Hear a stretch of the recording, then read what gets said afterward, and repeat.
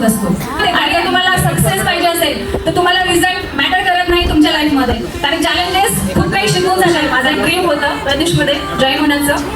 म्हणजे मला आवडतं फील्डवर्क करणं, मला आवडतं बाहेर फिरणं, मला आवडतं लोकांमध्ये राहणं, नवीन नवीन मैत्रिणी करणं, बाहेर जाणं.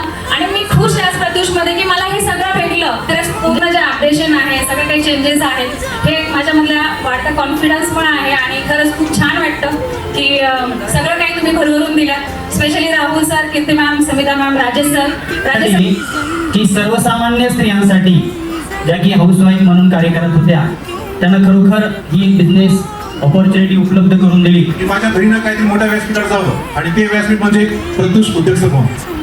महिलांना सर्वात आवडतं ठिकाण कोणतं? राईट, बाहेर. बर, आपण आवडत्या ठिकाणी गेल्यानंतर काय करता?